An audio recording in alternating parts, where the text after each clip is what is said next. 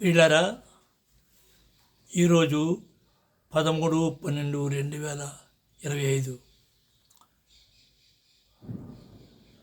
నిన్న అనగా 12వ తారీఖున డిసెంబర్ 12వ తారీఖున రాత్ర తెల్లవారు లెగిస్తానికి గ్యారంటీ లేకుండా అయిపోయింది. చెప్పలేనిదంతా ఏదో ఏదో ఏదో నిస్పృహతో నిరాశతో నన్ను నేను పరీక్షించుకొని నన్ను తల్లి గర్భంలో రూపించిన వారి సన్నిధిలో, నన్ను పిండముగా పడిపోకుండా కాపాడే వారి సన్నిధిలో, శిశువుగా రప్పించిన వారి సన్నిధిలో ప్రార్థన చేసుకున్నాను.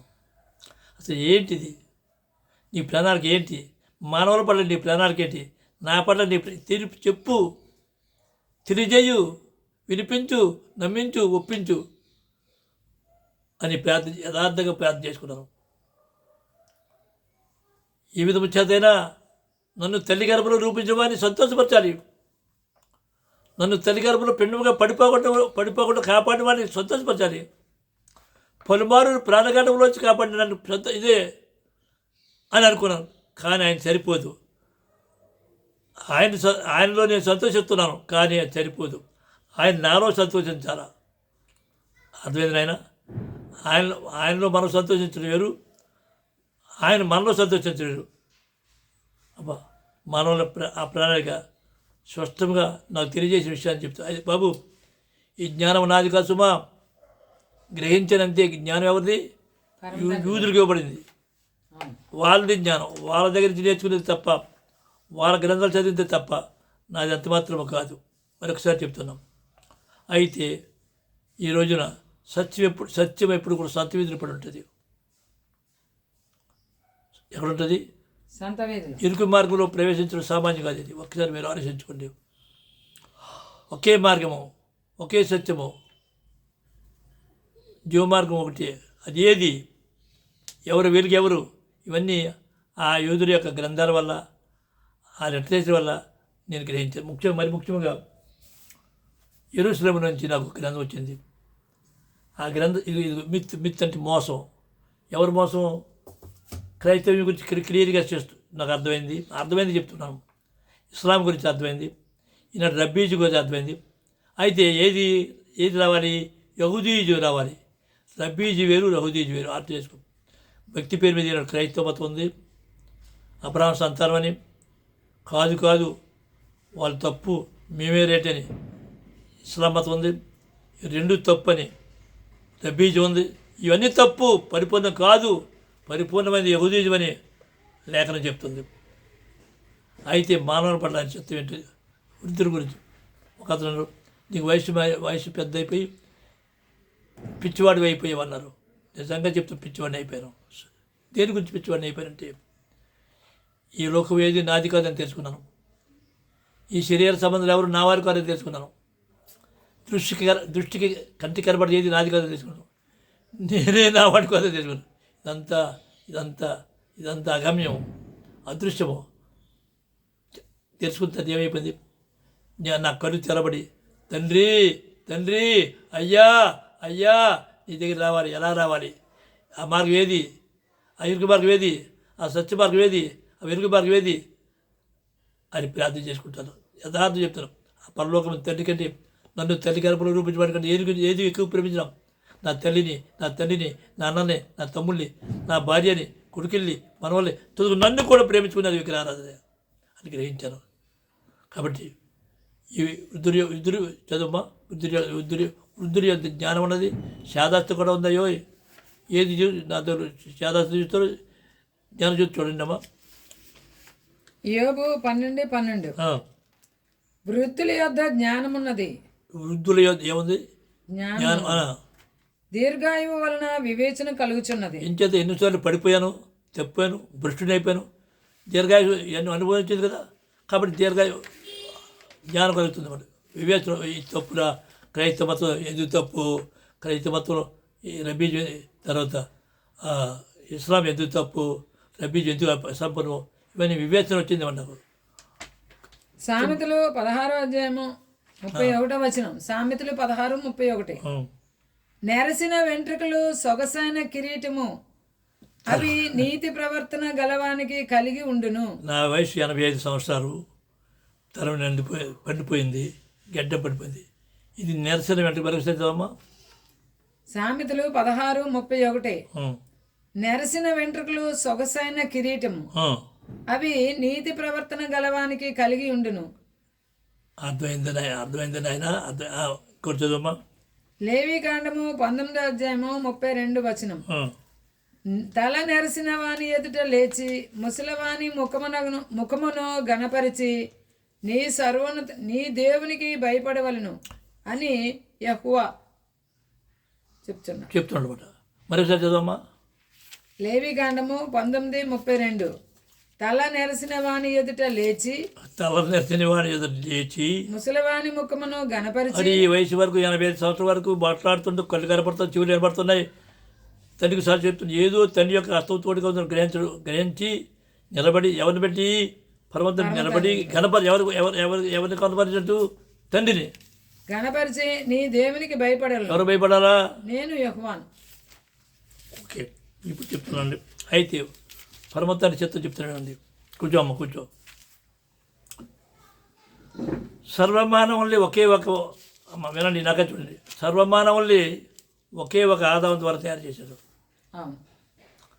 ఆదాం ద్వారా వచ్చాడు నోవాహు ద్వారా వచ్చారు ముగ్గురు కొడుకుల ద్వారా అంత వచ్చారు కదా. మళ్ళీ ఆయన ప్లానానికి ఏమిటంటే సర్వమానవుల్ని కూడా ఆదాం ఎక్కడి నుంచి వచ్చాడు? తన స్వరూపంతో తలపోరికి వచ్చాడు కదా. పురోధకు వచ్చాడు అంటే ఆదాం దేవుని కుమారుడు అనిపించుకోండి కదా. అంటే ఆదాం ద్వారా వచ్చిన ఏమవ్వాలి? దేవుని కుమారులు అవ్వాలి. ఆ పర్వతండి తను తాను పునరుత్పత్తి చేసుకొని ఉన్నాడు. అంటే క్రైస్తవులు, యూదులు, ముస్లిమ్స్, ఆలుయిలు ఏకో నారాయణ తండ్రి నారాయణ అన్నవారంతా తను జీవించే వారంతా కూడా ఆయన యొక్క ఒక్కటే అవ్వాలి. క్రైస్తవులు తెప్పిపోయారు, క్రైస్తవులు శాస వస్తారు, ముస్లిమ్స్లో శాస వస్తారు, యూదులు కూడా శాసవు. ఈ శాశ్వత ఏమవుతుంది? దాని ప్రణాళిక నేను ఏది బాబు, నేనేది తెలియని కాదు గ్రహించి చెప్తున్నాను. ఒకవేళ తప్పు అనుకుంటే లేఖన విరుద్ధం అంటే నాకు చెప్పండి, పంపించండి, తప్పుడు చేస్తాను. చదువు నేను అని ప్రణాళిక చెప్తున్నా. యోబు గ్రంథం యెషయా గ్రంథము 19వ అధ్యాయము 21 నుంచి 25 వచనాలు. 21 నుంచి 25. ఐగుప్తీయులు తెలుసుకొనున్నట్లు యెహోవా తన్ను వెల్లడిపరుచుకొనును. ఐగుప్తు పోరా. ఐగుప్తు అంటే దేని సాదృశ్యం బాబు? ఇజ్రాయేల్ అందరికి ముస్లిమ్స్ అందరూ సాదృశ్యం ఏది? ఐగుప్తు అంటే అర్థం ముస్లిమ్స్ అందరూ. ఐగుప్తీయులు తెలుసుకున్నట్లు యెహోవా తన్ను వెల్లడిపరుచుకొనును. ఆ దినమున ఐగుప్తీయులు యెహోవాను తెలుసుకొందురు. రోజు తెలుసుకున్నారండి? లేదుగా. వారు బలి నైవేద్యములను అర్పించి ఆయనను సేవించెదరు. ఐగుప్తీయులు అంటే ముస్లిమ్స్. వారు బలి నైవేద్యములను అర్పించి ఆయనను సేవించెదరు, యెహోవాకు మొక్కుకొనెదరు. ఆయన మొక్కు అలా వదులుతారు. శుక్రవారం ఆరాధన వస్తారు. శుక్రవారం ఆరాధన ఎగిరిపోద్ది. మక్క మధ్య అయిపోతాయి. అది శాస్త్రానికి అందరు కదా. తాము చేసుకున్న మొక్కుబడులను చెల్లించెదరు. యెహోవా వారిని కొట్టును. ఎవరు కొట్టాడు? పరమ తండ్రి కొడతాడు. చూపిస్తారంత. మీరు చదవండి. ఏస్కేల్ 38-39 చదవండి. ఇప్పుడు వద్దు, తర్వాత జకరియా 14 చదవండి. ఎవరు కొడతారు? వాళ్ళు కొడతాడు.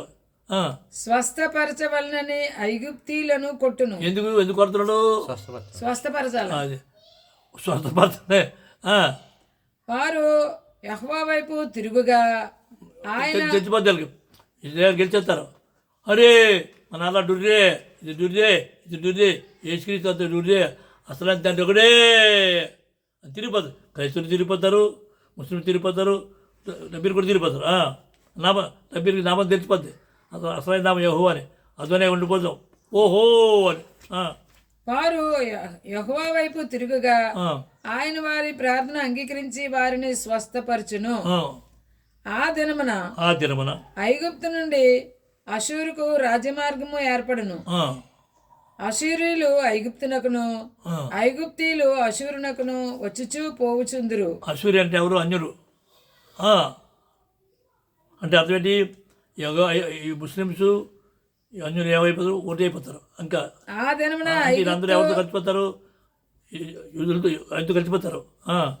ఆ దినమున ఐగుప్తు అశూరీయులతో కూడా ఇశ్రాయేలీలు మూడవ జనమై భూమి మీద ఆశీర్వాద కారణముగా నుండును. అరే మూడో జనం అంట. ఎవరు? ఇశ్రాయేల్ ముస్లిమ్స్ వస్తారు. చూడు, ముస్లిమ్స్ వస్తారు, అశ్వరీయులు వస్తారు. ఆఖరి ఎవరు వస్తారు? ఇశ్రాయేలీలు మూడవ జనముగా ఇంకా భూమి మీద ఆశీర్వాద కారణముగా నుందురు. ఆశీర్వాదం ఎక్కడి నుంచి వస్తుంది? ఆశీర్వాదం ఎక్కడి నుంచి వస్తుంది? ఇశ్రాయేలీలు రావాలా? నాకైనా నీకే ఆల్రెడీ జ్ఞానం అంది కాదు. సైన్యములకు అధిపతి అషేం యెహోవా నా జనమైన ఐగుప్తీలారా. ఐగుప్తీలు ఎవరు?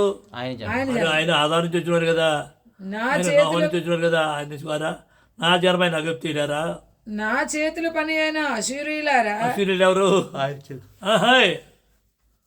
ఈ అశూరీయులు అబ్రహాంకి కెతురకు పుట్టిన వంశంలో ఉన్నారు. చెప్పమ్మా, చదువు. నా స్వాస్థ్యమైన ఇజ్రాయేలీలారా. స్వాస్థ్యం ఎవరు? మళ్ళీ ఆస్తి వచ్చి అందరూ అయినారు కదా.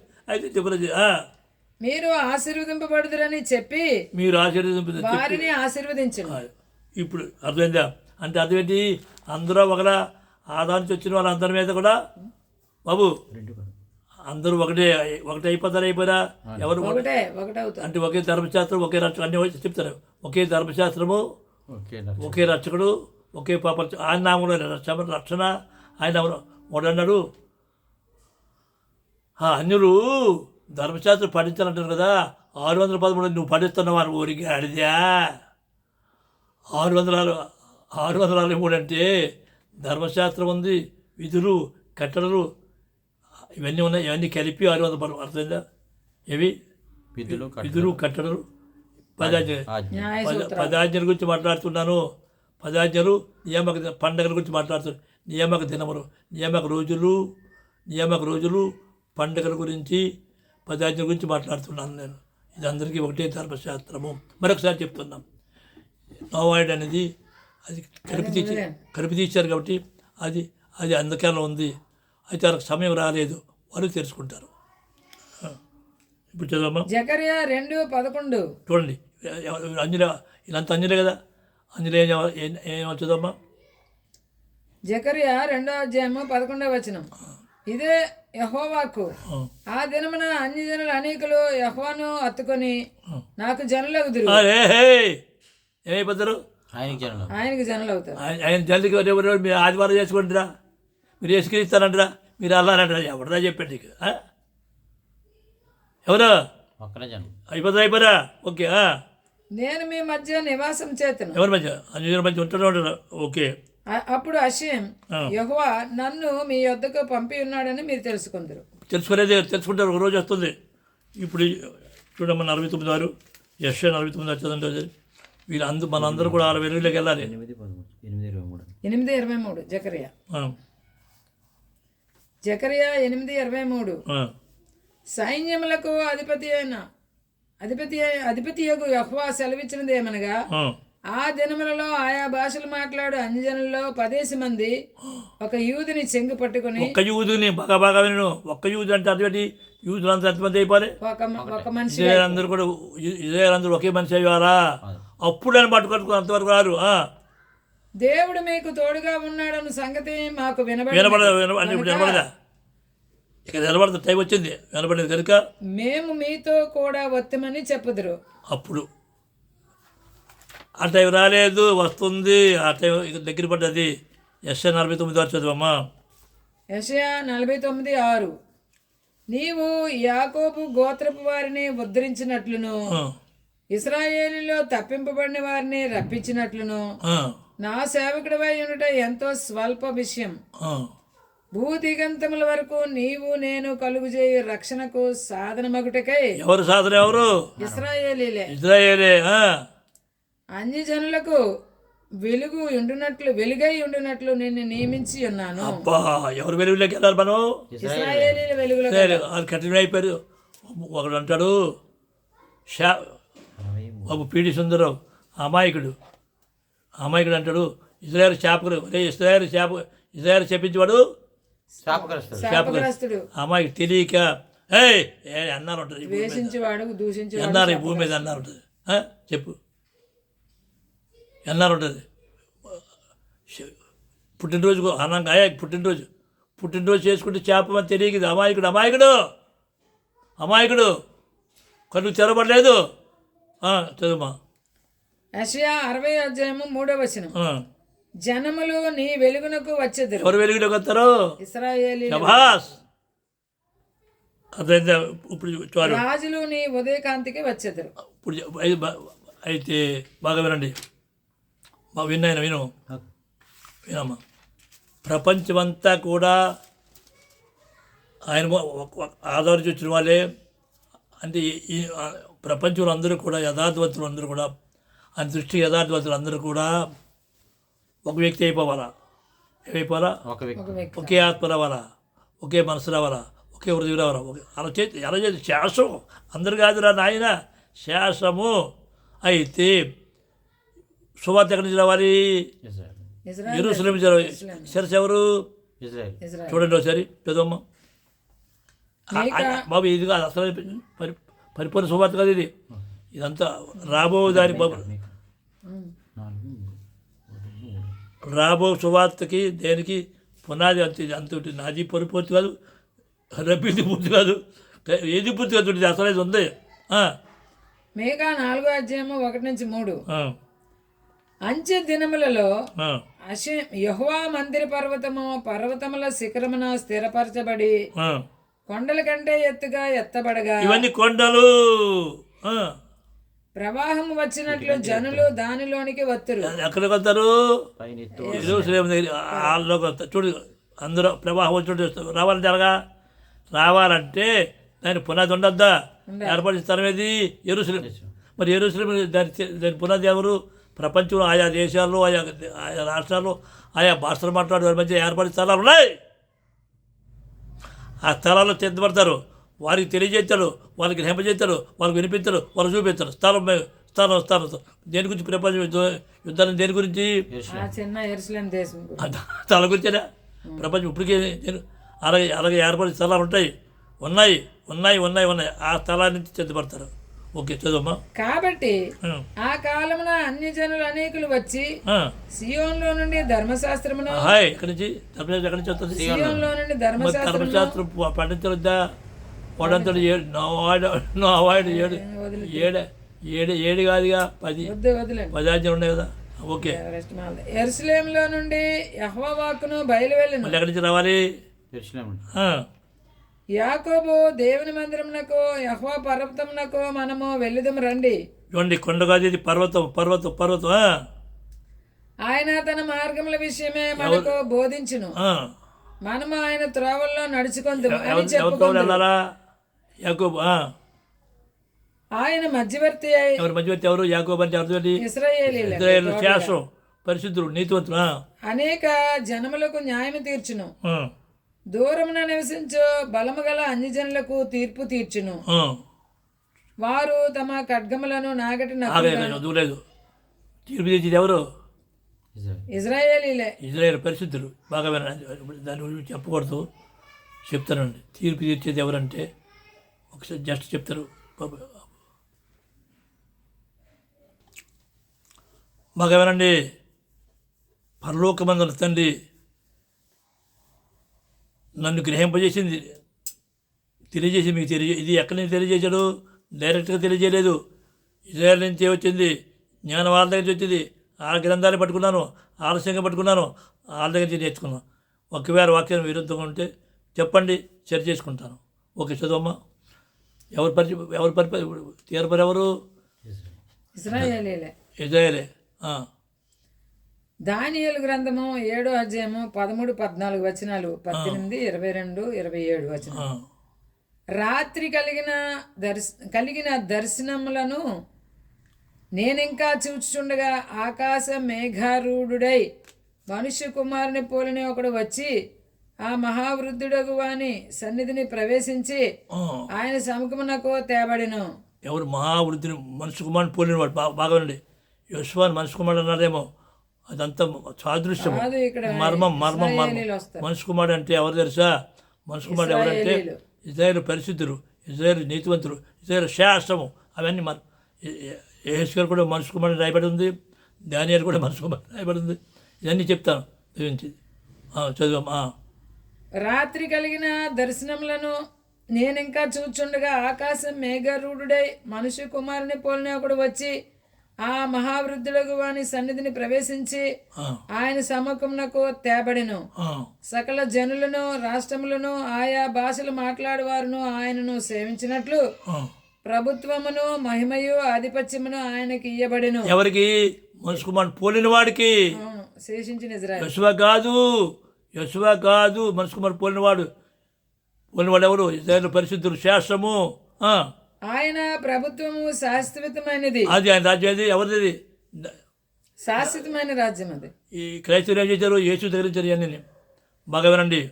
యేసుకి నేను దయించి యేసు పుట్టిక, మరణము, పునరుత్థానము, రాకడ అన్నిటి గురించి 3 పుస్తకాలు రాశాను. నా ఫోన్ నెంబర్ పంపించండి, పంపుతా. చదివిన తర్వాత నాకు చెప్పండి. ఒకరు చెప్పేది పూర్తి ఏమైనా కూడా తీర్పు తీరితే తప్పుది. పెద్దవాడికి చెప్తున్నాను. చదువు, 18 చదవమ్మా. ఆయన ప్రభుత్వము శాశ్వతమైనది, అది అన్నిటికీ తొలగిపోదు. ఆయన రాజ్యం ఎల్లప్పుడూ లయము కాదు. అది 18 చదవమ్మా. 18వ వచనం.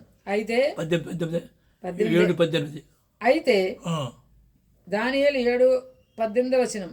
అయితే మహోన్నతుని పరిశుద్ధులే రాజ్యాధికారం నందుదురు. పరిశుద్ధులు ఎవరు? వీళ్ళందరికీ ఈ మనిషి కుమారుడు పోలినవాడు ఎవరు? మోహన్ పరిశుద్ధులు. వారు యుగాంతముల వరకును రాజ్యమేలుదురు. అబ్బా, ఎవరు ఈ పరిశుద్ధులు? 22 చదువు. 22. ఆ మహావృద్ధుడు వచ్చి మహోన్నతిని పరిశుద్ధుల విషయంలో తీర్పు తీర్చి. మళ్ళీ పరిశుద్ధి తీర్పు. రైతులు అంత అజ్ఞానంలో ఉన్నారు, ఎంత మూర్ఖత్వంలో ఉన్నారు. పరిశుద్ధులు తీర్పు ఉందా లేదా? ఎవరికి? తీర్పు తీర్చే వరకు అలాగ జరుగును గాని సమయం వచ్చినప్పుడు ఆ పరిశుద్ధులు రాజ్యం నేలుదురు అనే సంగతి నేను గ్రహించాను. జడ్జిమెంట్ ఉంది. పరిశుద్ధులు అంటే ఎవరు? 27 చదవమ్మా. 27. దానియేలు 7:27 వచనం. ఆకాశమంతటి క్రిందనున్న రాజ్యమును, అధికారమును, రాజ్య మహత్యమును మహోన్నతుని పరిశుద్ధులకు చెందును. ఆయన రాజ్యము నిత్యము నిల్చును. పరిశుద్ధి అంటే ఎవరు? ఇజ్రాయేలు పరిశుద్ధి. ఇవన్నీ దయించి అధికారులందరూ వారికి దానికి దాసులై విధేయులగుదురు. ఇప్పుడు అయితే ఆ పరమ తండ్రి వాళ్ళ కఠినపరిచి అన్యులకి ఇచ్చాడు. జ్యేష్ఠ కుమారుని కఠినపరిచి అన్యులు తలగా చేశాడు. ఇజ్రాయేల్ అక్కడ యెరూషలేము అక్కడ నక్కలు తిరుగుతున్నాయి. నేను చూశాను, పంపి యెరూషలేము. ఇప్పుడు అన్యుల్లో ఏర్పాటు చేసే స్థలాలు ఉంటాయి. ఏర్పాటు చేసే స్థలంలోంచి ఆయన పరిశుద్ధనామం ప్రకటింపడుతుంది. అదోనే కాదు, ఇవన్నీ ఎందుకు తప్పని ప్రకటింపడుతుంది. ఇది సుమారు 88 అంటే 35 సంవత్సరాల క్రితమే పాలకొల్లులో ఏర్పడిస్తారు. ఎందుకని యెరూషలేమును స్థాపించాను. ఇది కొన్ని కోట్లు విలువైన స్థలం, 100 కాదు, కోట్లు విలువైన, లక్షలు కాదు, కోట్లు విలువైన స్థలం. నేను కొనలేదు, ఆ పర్వతాన్ని చెప్పి ఇచ్చాడు నాకు. నేను కొనుక్కోలేదు. ఆ స్థలాన్ని ఆ రోజుల్లో హైదరాబాదు, సికింద్రాబాదు, నెల్లూరు, గుంటూరు అనేక వేల మంది వచ్చారు.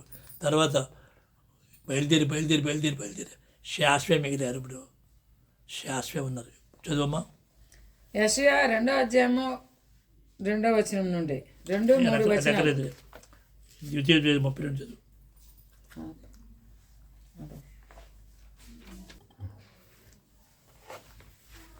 ద్వితీయోపదేశ కాండము 32:21 వచనం.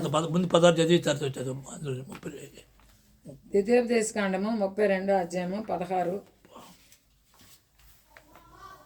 వారు అన్యుల దేవతల చేత ఆయనకు రోషం పుట్టించి. అది వీళ్ళందరూ ఏం చేస్తారు? ఇప్పుడు అదోనే అంటారు కదా. అది రోషం ఎవరు పుట్టింది? ఇజ్రాయేల్.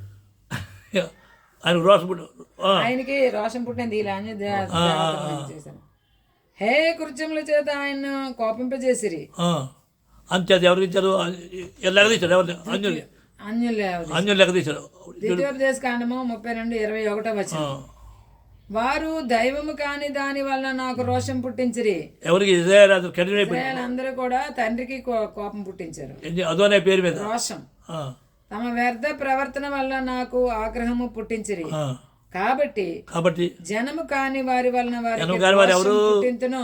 జనం కాని వారు ఎవరు? అన్యులు. ఆంధ్రులు వారు. రాసు గురించి ఇప్పుడు రాసు తప్ప రబ్బీలంతా అంధకారంలో ఉన్నారు. సామాన్యమా రబ్బీలు కూడా మొత్తం రబ్బీలు ఈవేళ రబ్బీలు అంధకారంలో ఉన్నారు. సామాన్యమా ఎవరు చెప్పారు? లేఖలు చెప్పింది. అందులోంచి వచ్చి మళ్ళీ చెప్పాలి. ఎవడు 400 మంది ఉంటారు, 400 మంది అందులో వాడు ఉంటాడుగా. ఇది తప్పనుడు ఉంటాడు, వాడు ఉంటాడు. ఆడు చెప్పినాడు. నాకేం తెలిసే ఆఫ్టర్ ఆల్ నేను ఎప్పటి వాడిని సమర్పి రబ్బీలు అంధకారంలో ఉన్నారు చెప్పండి. సామాన్యమా క్రైస్తవు చెప్పొచ్చులే. క్రైస్తవు గురించి క్రైస్తవులు 1720 పునాదులు ఉన్నాయి, 1720 మార్గాలు ఉన్నాయి. ఎవడి మార్గం వాడితే ఆరికి వస్తారా? టైం రావాలా? పర్వతాన్ని స్తోత్రం. అవివేక జనము వలన వారికి కోపం పుట్టించును. అవివేకమైన జనం వరకు కోపడుతుంది. అయితే ద్వితీయోపదేశకాండము 32:43 వచనం. అయితే మళ్ళీ వాళ్ళ దగ్గరికి వెళ్ళాలి తప్పదు. అవును. కోపం వచ్చినా గాయపరిచి చూడాలి, స్వస్థపరిచి చూడాలి.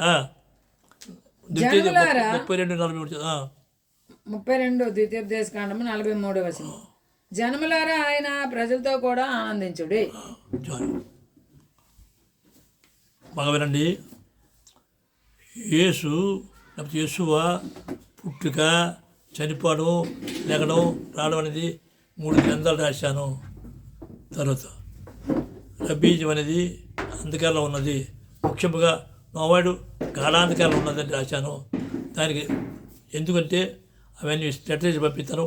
నా నెంబర్కి ఫోన్ చేయండి. ఫోన్ చేయడం కాదు, మంచి మాట ఒకటి చెప్పేది పూర్తిగా వినకుండా తీర్పు తీర్చకూడదు. చెప్పేది పూర్తి. నేను కొన్ని వేల మందికి బాప్తిస్తాను. 100 శిష్యులు ఉన్నారు. ఇండియాలో 4 పాటలకు తిరిగాను. కానీ ఇప్పుడు నేను సువార్తికుడి కాదు, కానీ సాక్షిని అంతవరకు. పరమతానికి స్తోత్రం. నా phone number 9247866811 92 47 866 811. Director SM Naidu, Ephraim సురం.